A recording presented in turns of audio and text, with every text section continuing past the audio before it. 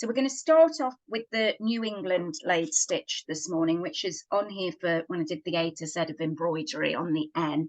So it's a form of self-couching, and you can make it as narrow or as wide as you would like to fill the space. So it could be good for filling in sort of a thick stem, or you could even try doing it on a leaf, would be quite nice.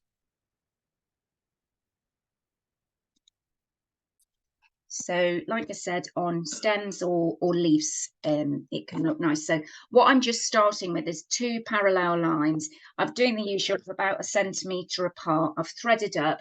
My sample here, I use 6 ends of embroidery floss. I'm using here just to demonstrate quite a fine Sashiko thread. So this is more like 2 ends. So play around with it.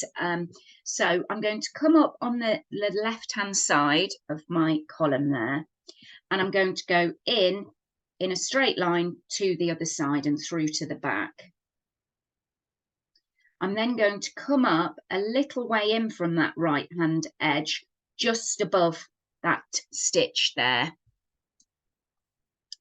I'm then going to take it diagonally over that last stitch, so in a way a form of sort of self-couching, and take it in below that last stitch, but again a little way in from that the edge line there.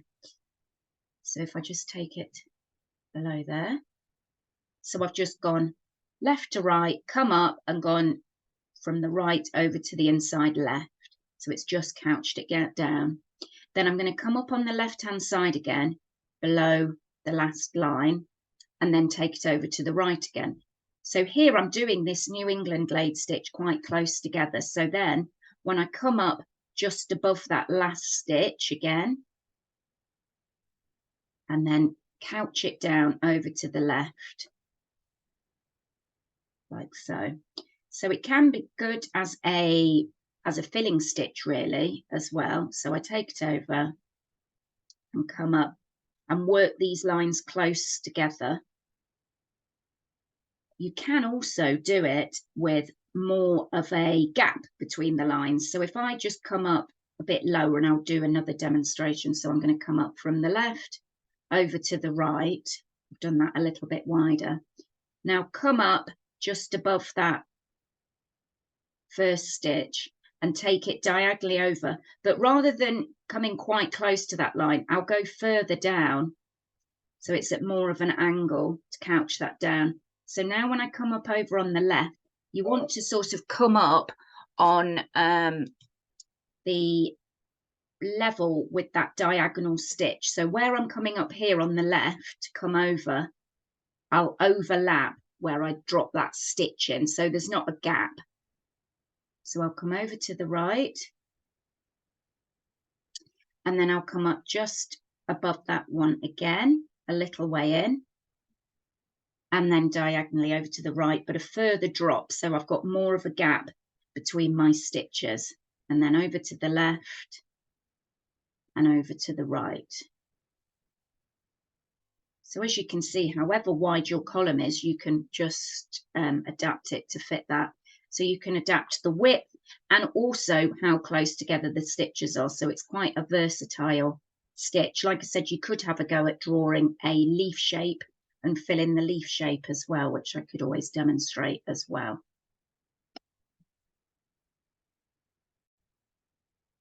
So we could have a go at doing this New England laid stitch just in a leaf pattern. So again, it might be one.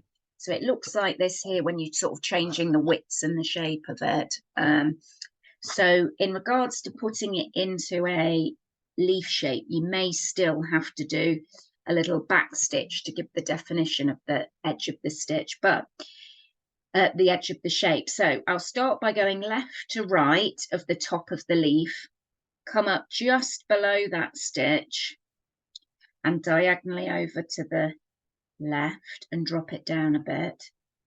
Then I'll come up at the left hand side of the leaf over to the right,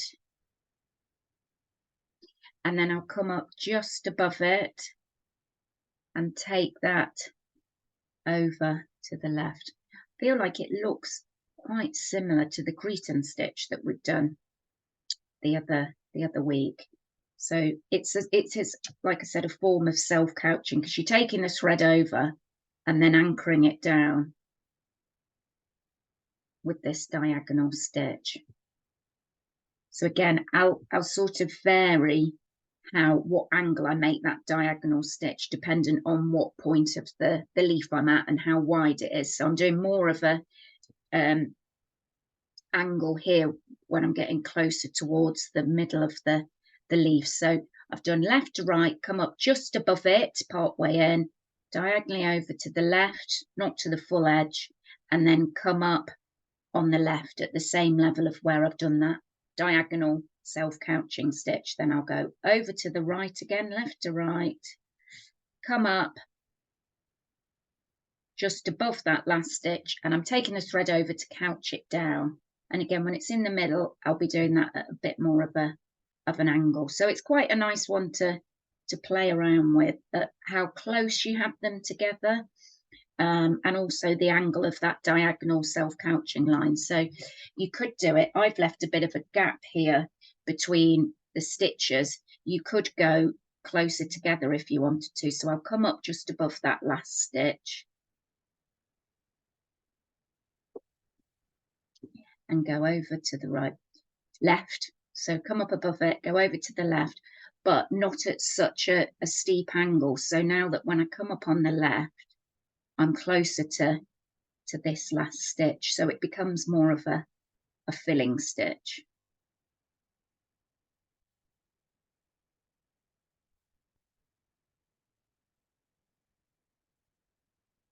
And then I'll finish that to the bottom of the leaf shape there. Start reducing it now.